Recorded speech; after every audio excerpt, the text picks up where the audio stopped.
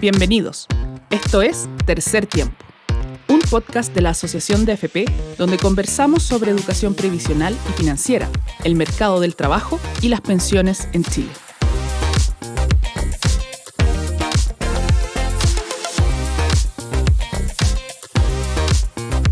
Hola a todos, bienvenidos a nuestro nuevo capítulo de nuestro podcast Tercer Tiempo, donde conversamos con distintos expertos sobre contingencias, sobre pensiones y por supuesto sobre educación financiera y educación previsional.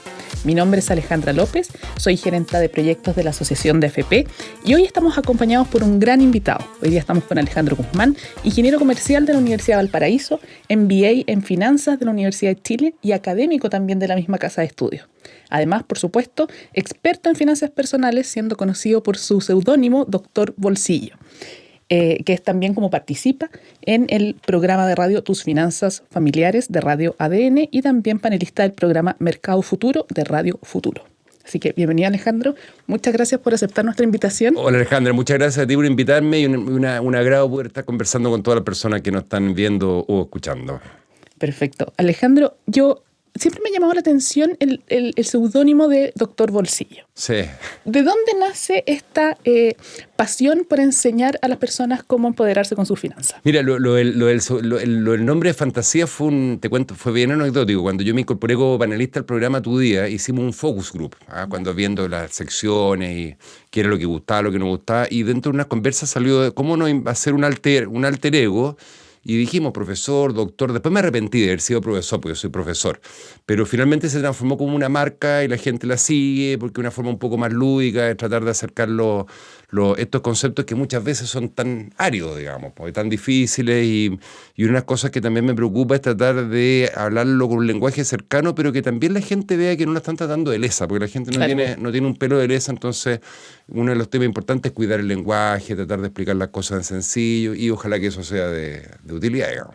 Alejandro, ¿y cómo verías tú, o qué es lo que te motiva hoy día para poder ser un referente, yo diría, de asesor ciudadano en cuanto a lo que tiene que ver con las finanzas, con el presupuesto familiar? Sí. ¿Qué te motivó a hacer esto? Mira, yo trabajé muchos años en el sistema financiero, fui subgerente de algunos bancos, trabajé en una corredora de seguros bancaria, y he hecho hartas cosas, pero si yo me tuviera que definir en una palabra, después de todo lo que he hecho, es ser un educador. O sea, lo que me mueve, lo que me motiva es poder transmitir. Yo gozo mucho con mis alumnos en la Universidad de Chile, y yo aparte con mi consultora hago cursos, charlas, talleres, eso es lo que me dedico, y siento que lo que me motiva es cómo poder transmitirle a las personas algunos conocimientos para que sean aplicados, porque la dificultad de la educación financiera, el otro día conversábamos en el seminario del Banco Central sobre la importancia de entregar conocimientos financieros a las personas desde la más temprana edad. Eso es súper importante, Alejandra, pero una cosa son los conocimientos, la otra son los comportamientos a raíz de esos conocimientos, y luego cómo tú vas generando actitudes. Esa es la diferencia entre estudiar historia, matemáticas o aprender educación financiera, que tienes mucho de hábitos, de ejemplos, de costumbres, de prácticas, y eso no basta solamente con leerlo, sino que hay que ir desarrollándolo en la vida. De todas maneras. Y en ese sentido, dentro de tu experiencia como doctor Bolsillo, ¿cuáles dirías tú que son las principales falencias de los chilenos a la hora de poder gestionar su presupuesto, de poder diferenciar, por ejemplo, entre consumo y ahorro? Sí. ¿Cuáles son nuestras falencias como sociedad hoy día en términos financieros? Mira, yo siempre digo lo mismo, Alejandra, para que no me hagan bullying después por las redes sociales. Está claro que hay un montón de personas que realmente no la palabra ahorro que les queda lejos porque simplemente tienen una renta que está bajo la renta mediana, entonces, o sea, tienen rentas de subsistencia. No hay posibilidad de ahorrar. Pero ese es un porcentaje de la población. Pero hay otro porcentaje de la población que sí puede ahorrar. Yo diría que uno de los problemas más graves que veo, o sea, tenemos el tema del sobreendeudamiento, el consumismo, no llevamos presupuesto, no entendemos de pensiones, no manejamos el concepto de la carga anual equivalente. Está lleno de temas que son bien importantes, pero uno de los que más me preocupa a mí es el relacionado con el ahorro. no solamente con el ahorro previsional. Y aquí hay dos cosas. Lo primero, los sociólogos y los psicólogos han estudiado esto y ellos afirman que el ahorro no es algo natural al ser humano. Si finalmente el ahorro previsional es forzoso y las personas que firman promesa de compraventa me dicen, no, es que yo lo estoy haciendo porque si estoy obligado a pagarle la cuota y estoy armando mi ahorro, no es algo natural como comer o como dormir, es un hábito que uno lo va desarrollando. Y lo otro que veo con preocupación también es que tenemos, los chilenos en general, en esto nos destacamos en Latinoamérica, tenemos cierta preferencia por el presente en vez del futuro. ¿Ah? Somos muy inmediatistas en esto. ¿Ah? Y muchas personas que me han dicho, mira, si sabéis que me da lo mismo, no ahorro porque el día de mañana voy a tener la pensión garantizada universal. Primero, nadie le está garantizando que la va a tener. Y segundo, lo que ahorre igual se va a sumar, pero esa persona ve más el presente. Lo vimos en la época de los retiros de fondos o en un país que está con un crecimiento negativo y vemos que los moles están llenos, los fines de semana largos todo el mundo viaja. O sea, yo sé que la vida es ahora en algunos ámbitos, pero en otros creo que nos falta esa capacidad de mirar y qué pasa en 10 años más, en 20 años más, en 30 años más. Y no solamente en materia de pensiones, digamos. No, yo creo que en términos de poder tener ese colchoncito que te permita enfrentar Claro. periodos de cesantía, periodos de enfermedad, yo creo que es más transversal, digamos, que las pensiones. Exactamente. Y en ese sentido, Alejandro, en Chile ya llevamos 2 años con una economía bastante estancada. Sí, Este año incluso se pronostica que vamos a crecer, entre comillas, negativo. así es. Y el próximo no más de 2%. Entonces, como todos estos factores que muchas veces tienen que ver con la macroeconomía, con temas bien áridos en el fondo y temas bien complejos, técnicos, ¿cómo esto afecta finalmente el presupuesto de las familias chilenas? Bueno, finalmente cuando tenemos una economía que va para atrás, que ya llevamos harto tiempo con esto, una de las cosas que más o sea, lo vemos por el lado del desempleo, que el desempleo está en el 9%, especialmente en particular para las mujeres es mucho mayor y para las mujeres dentro de ciertos tramos de edad es mucho, anda cerca del 10%, o sea, es el primer coletazo importante que hay aproximadamente 860.000 personas cesantes oficiales en el país. Y además de eso hay 2,5 millones de personas que son informales. Entonces, una economía que no va creciendo, ¿no es cierto?, implica menos posibilidades de empleo y además que haya un bajo crecimiento de los ingresos. Por lo menos, por suerte, no por suerte, sino que por buenas gestiones del Banco Central, la inflación ha venido retrocediendo los últimos 4 meses, con la excepción de septiembre, pero una batalla que no está aún ganada. Entonces, el tema de la generación de empleo, la generación de mayores ingresos y el combate a la informalidad va muy de la mano de cómo vaya evolucionando la economía del país, digamos.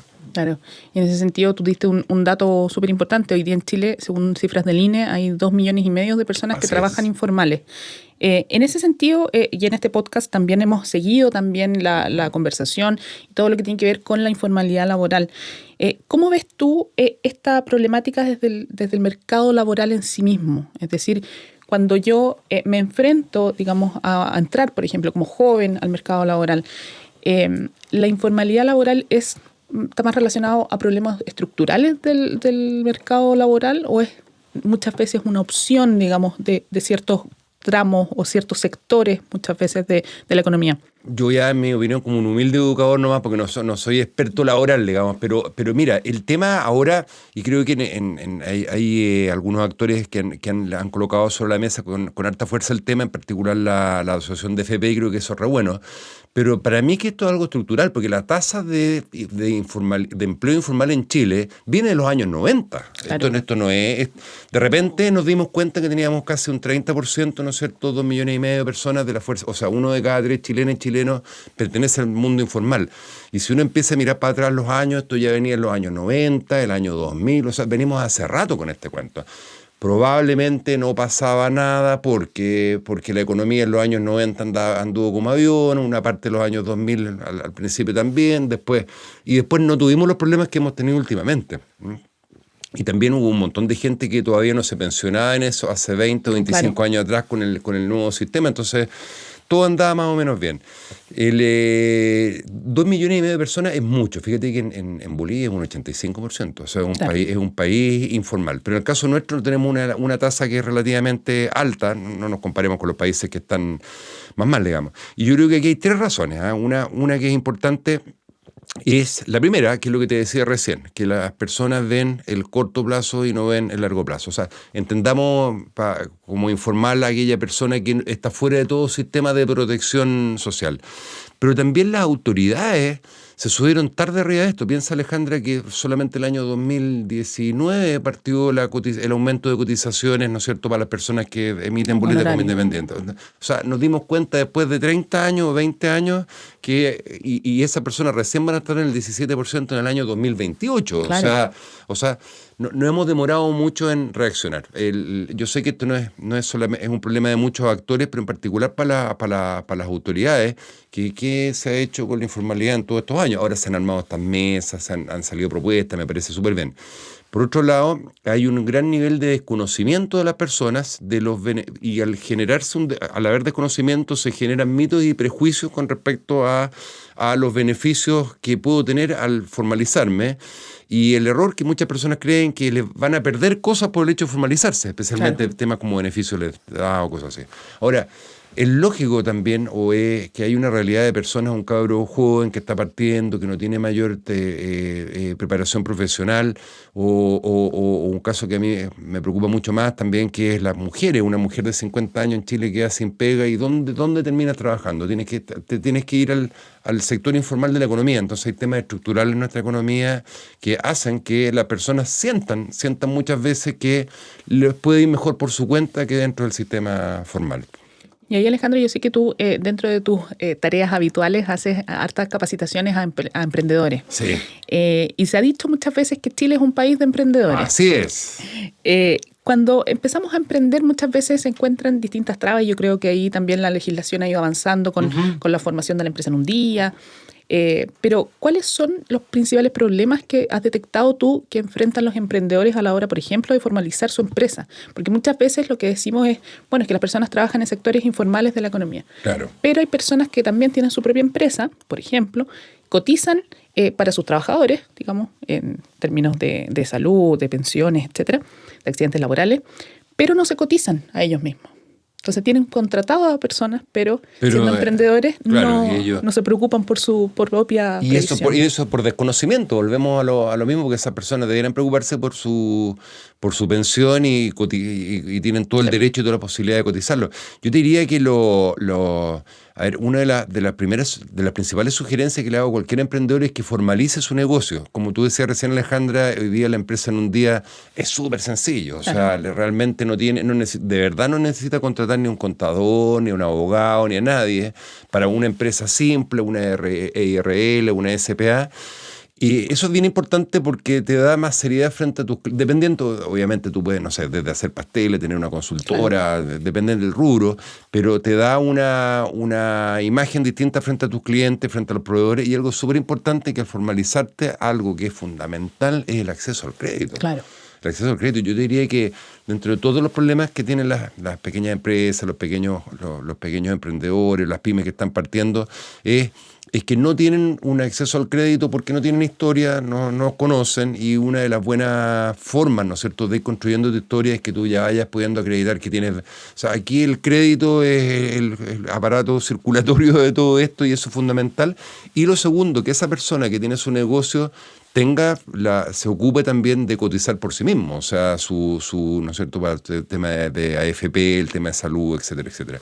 Estas cosas uno no las ve porque mucha gente joven me dice, oye, pero si esto es para 20 años más, 30 años más, y es precisamente una persona que tiene esa posibilidad de ver, a mí me quedan pocos años de cotizante, pero me encantaría volver tiempo atrás, volver 30 tiempos, hubiera ahorrado el doble. Pero una persona que me dice eso es que tiene todo a su favor, tiene el tiempo a su favor, y en ese sentido el sistema de multifondo, como han funcionado las AFP, efectivamente hacen que tus ahorros crezcan. Entonces el llamado es, ojalá se pueda formalizar, tenga acceso al crédito, y lo más importante, preocúpese de su propia previsión, digamos.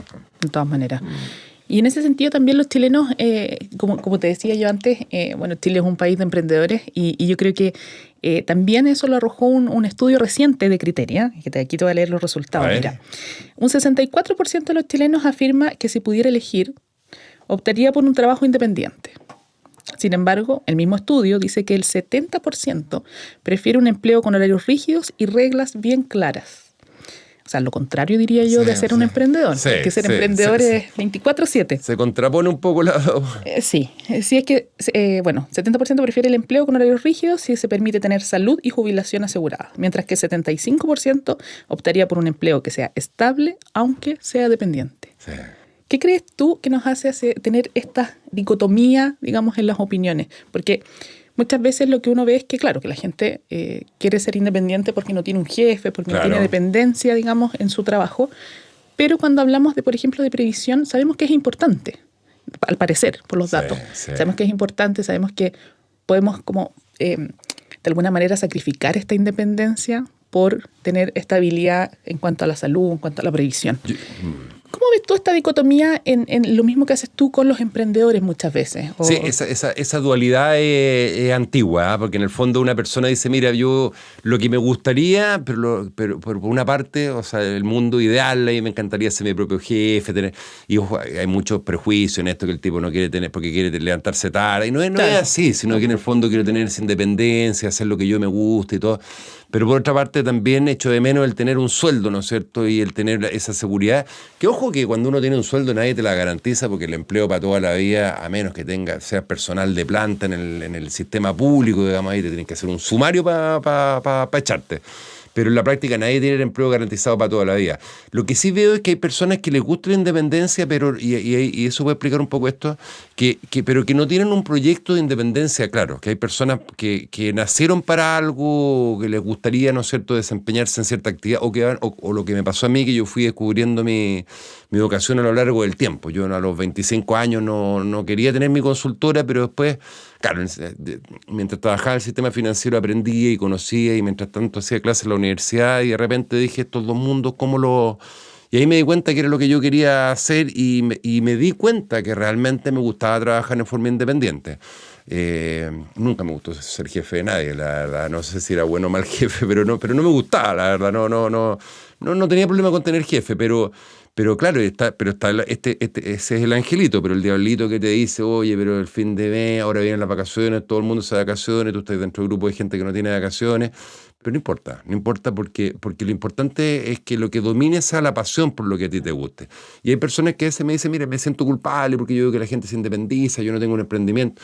Mi recomendación para la persona que tiene un sueldo, yo escribí un documento bien interesante que fueron los 10 aprendizajes de la pandemia. ¿Ya? Así como si fuera el gran pensador, pues a los 10. No, pero eran cuestiones prácticas que salían por la radio, pero eran cosas de sentido común, pero las junté. Y uno era, tenga su segunda fuente de ingreso. Aunque usted trabaje en APA hace 10 años o 15 años, pero téngala, porque tú no sabes el día de mañana. O sea, vimos de todo en la pandemia. O sea, qué quebró Latam, qué quebró Enjoy, qué empresas que tú no te ibas a imaginar nunca que iban a despedir gente, despidieron gente, y después ahora se redujeron y vino esta crisis. Entonces, uno de los aprendizajes es, si tú estás con un sueldo fijo, búscate una segunda fuente de ingreso y hazla crecer. Y de repente, en una de esas, la de pegar el palo al gato y quién sabe si ahí está tu futuro. Y pensando en eso, por ejemplo, para planificarnos financieramente, aquí ya es un consejo de doctor Bolsillo. Así es. ¿Cuánto ahorro de mi ingreso? ¿Cuánto tengo que ahorrar para poder tener una vida tranquila pensando en que de repente, claro, como bien decías tú, mi empleo no está asegurado, muchas veces tengo que enfrentar situaciones de urgencia que no tenía planificada? Sí. Mira, nosotros, Alejandra, yo no quiero que me hagan bullying nuevamente con lo que te voy a decir, pero de verdad si una persona tiene proyectos de vida, o sea, llámese pensar en tener una vivienda, pensar en financiar una pensión el día de mañana, tener algún día un auto, ¿no es cierto? Y tener fondos de emergencia o poder darse gusto de vacaciones, la tasa de ahorro que una persona debería tener es un 10% sobre sus ingresos. Me pueden hacer bullying todo lo que quieran, pero yo les puedo hacer todos los números para demostrarle que si una persona quiere tener una casa y quiere juntar el 10%, se va a demorar 48 meses ahorrando el 10% de su renta. Si se quiere ir de vacaciones, todo esto sin endeudarse, por favor, claro. Porque alguien me va a decir, oye, es re fácil, ¿no es cierto?, que yo me pido un crédito por esto, pero el costo total del crédito es el doble de haber ahorrado, digamos, y puede ser más. Si quieres irte de vacaciones un año más, tienes que ahorrar un sueldo durante un año por lo menos. Entonces, Y yo creo que con el 6% de la cotización se quedan cortos. Si uno quiere tener una pensión razonable, el 10%. O sea, lo que pasa es que nosotros culturalmente, una persona que parte trabajando en este país, imagínate un cabro joven que parte con una renta, ya un profesional, no sé, 900.000 pesos, que no lo había visto nunca en su vida. Pues bien, acostúmbrase a vivir con 800.000 pesos y guarde los otros 100. El día de mañana, cuando gane 1,5 millones, vive con 1,350.000. El día de mañana, cuando gane 2 millones, vive con 1,8 millones y guarde ese 10%. Si uno se acostumbra, yo lo hice, ¿eh?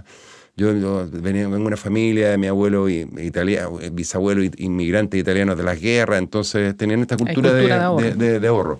Y es verdad, porque si no, uno cae en el cuento de que nunca te alcanza porque los estilos de vida muchas veces no superan. Hago la salvedad, insisto, que hay gente que de verdad no puede ahorrar porque simplemente su renta y su estructura no tiene por dónde. Pero las personas que sí pueden, si hacen ese ejercicio y en el primer lugar del presupuesto familiar colocan el ahorro junto al dividendo y la colegiatura de los cabros, especialmente la gente joven que no tiene mayores gastos hoy día, coloque el ahorro del 10% y le va a funcionar. Y le va a funcionar con relativa frecuencia en el tiempo porque tú vas cumpliendo objetivos. Claro. En un año más hice esto, en 2 años más hice esto. Estás viendo los resultados. En 4 años más junté el pie para un primer departamento, en 4 años. Y si no, bueno, recurro al endeudamiento. Entonces hay que definir de qué lado estás. Claro. La deuda o el ahorro. Y en ese mismo sentido, por ejemplo, muchas veces lo que hacen las personas que sí pueden ahorrar, que están en este segmento en el que tienen ingresos suficientes para poder subsistir, digamos, y poder ahorrar un poco, muchas veces es lo que me sobra.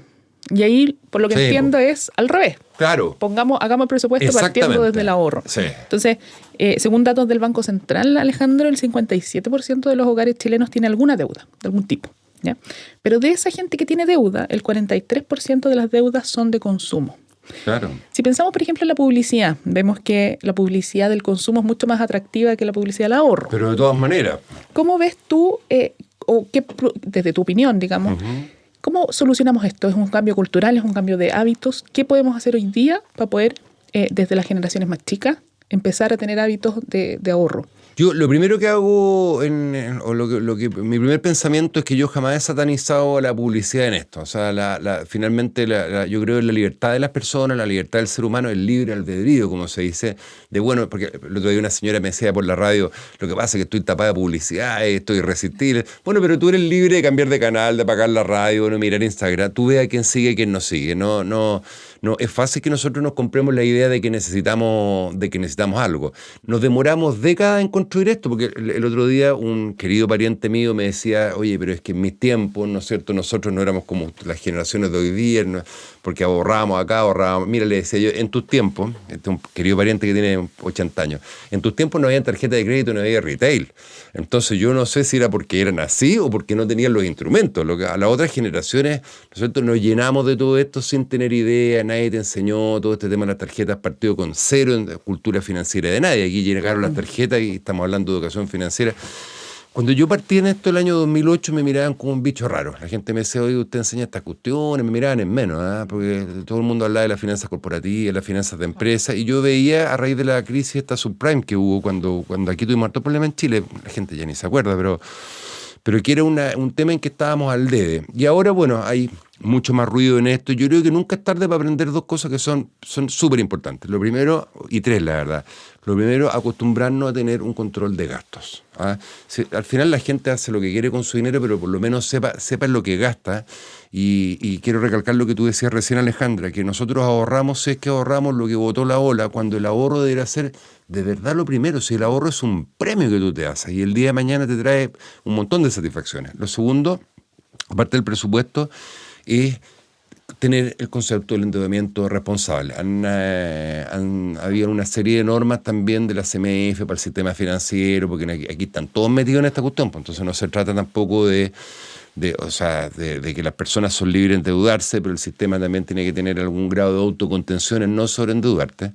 Y lo tercero, promover a nivel... Pero esto no se... Mira, no creo yo, no se aprende ni en cursos, ni en talleres, ni en charlas. El ahorro es un hábito que tú lo aprendes con el buen ejemplo que tú ves en tu casa. Y eso no... Ahora, la persona que da el ejemplo tal vez puede ir a alguna de las charlas, a alguno de los talleres, escuchar, no sé. Pero finalmente tú estas cosas, las buenas prácticas, tú las aprendes mirando y haciendo, no por lo que te están diciendo, digamos. Y en eso nos vamos a demorar algún tiempo. Yo creo que Yo soy amigo de ciertos ahorros forzosos. Hemos visto que hay algunas buenas prácticas que solamente son a través de la coerción, aunque yo sé que no va con la libertad, pero lo que hablábamos, no sé, pues hoy día todo el mundo, lo que tú contabas hace un rato, ocupa cinturón de seguridad, ya es un acto automático, digamos. Pero hay otras cosas que no han funcionado.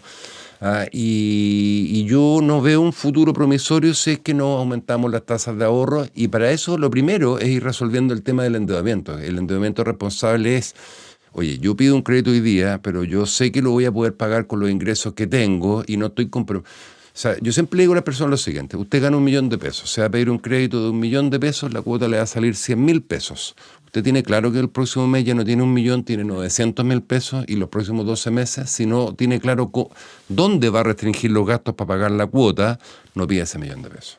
De todas maneras, yo creo que el endeudamiento responsable ahí es un básico para poder tener un control de nuestras finanzas y un control de nuestro presupuesto. Y ahí, Alejandro, también lo que tú decías anteriormente sobre las tarjetas. Hoy día tenemos un acceso que es bastante amplio en cuanto a inclusión en el mercado financiero. Cualquier persona que, aun cuando no tenga ingresos, digamos, de un sueldo, puede tener una tarjeta de crédito.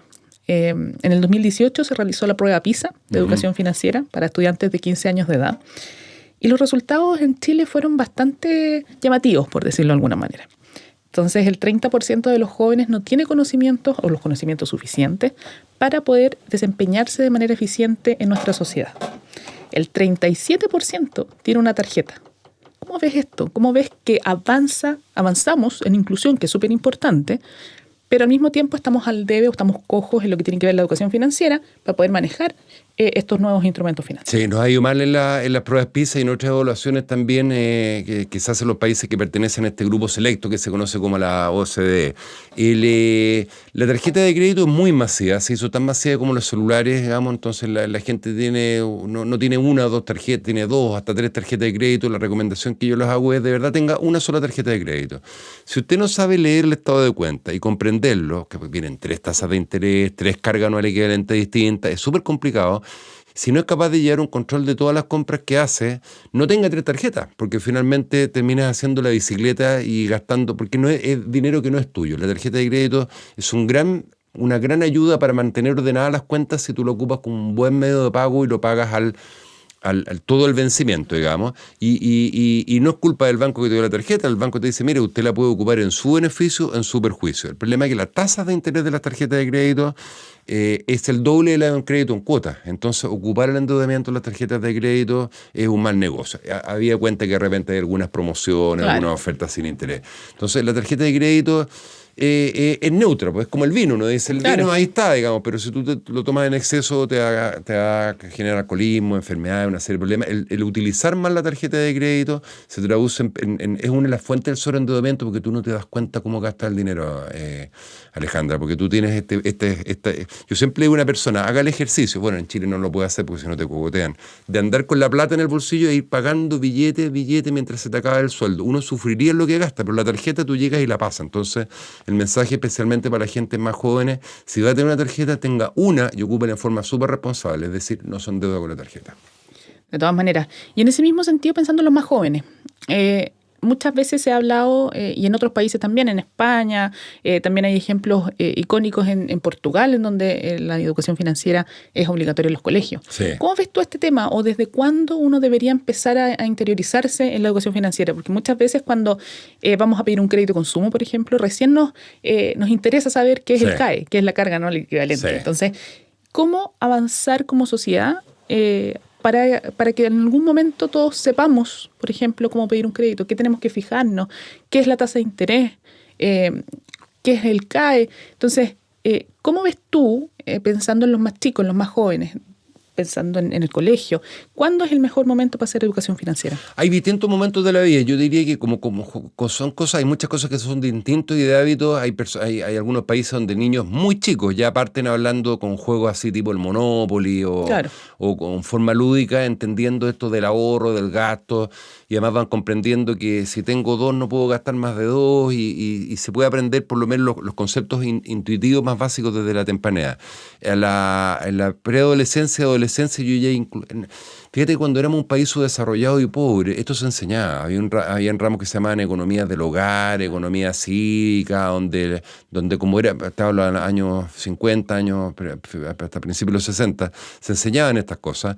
Y hoy día, lamentablemente, hay una estrategia de educación financiera, pero que está durmiendo, digamos, y esto está fuera y el ministerio no lo puede colocar porque tendría que sacar otros ramos para...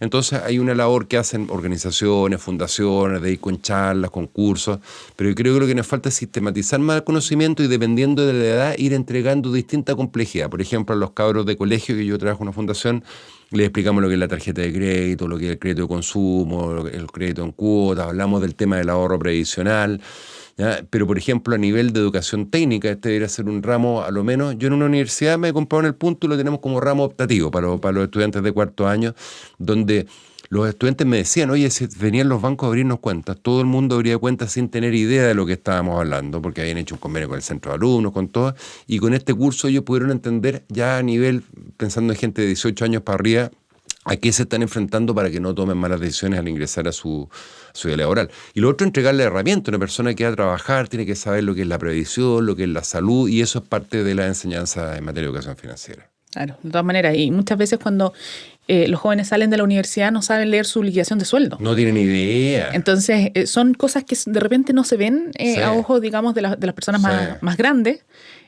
pero es necesario tenerlos incluidos, digamos, dentro de los currículum. Y pensando en la pensión, ya con esto te libero. Pensando en la encantado. pensión, ¿qué consejos de ahorro nos puedes dar pensando en que, claro, si las personas que hoy día tienen 30 años, les faltan 30 Sí. o 35 años más para jubilar?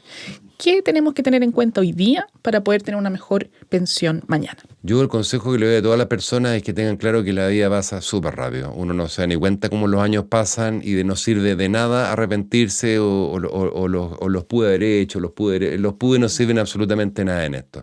Una persona joven que no está viendo, no está escuchando, yo le recomiendo dos cosas. Lo primero, hágase un plan financiero para su vida, un plan de ahorro que no es muy difícil. Y uno dice, mira, me gustaría tener una casa, me gustaría tener una pensión de tal monto y me gustaría... Y en la vida van sucediendo cosas que pueden ir alterando tu plan, pero tener un plan que tú lo vayas modificando y actualizando todos los años. Y la sugerencia es, si puede, ¿no es cierto?, ocupar los mecanismos de complemento de ahorro como el APB, ¿no es cierto?, el depósito convenido, la cuenta 2, pero fundamentalmente el APB, infórmese porque es una muy... Yo, si no hubiera sido por el APB, tendría la mitad de los fondos previsionales que tengo hoy día. El otro día saqué la cuenta y lo hice en la época que pude hacerlo, Claro. en la época antes de estar full gasto con los cabros. Y lo segundo, si es que pueden complementar su estrategia de patrimonio con algún tipo de inversión inmobiliaria. Es decir, pensar, mira, finalmente es con cuánto yo llego a la edad adulta o a la vejez, ¿no es cierto? Y necesito tal patrimonio, pensar cómo construirlo con los ahorros previsionales y construirlo, ojalá, complementando con inversión inmobiliaria, que nunca es mal momento de comprar una propiedad. De todas maneras. Bueno, te agradezco la participación en nuestro capítulo de este podcast, Alejandro. Bienvenido cuando quieras de nuevo.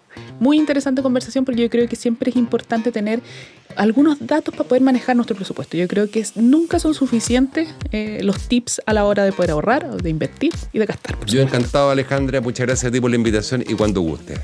Bueno, muchas gracias a ustedes por hoy día sintonizarnos en nuestro nuevo capítulo de nuestro podcast Tercer Tiempo. Los invito a estar atentos al próximo capítulo.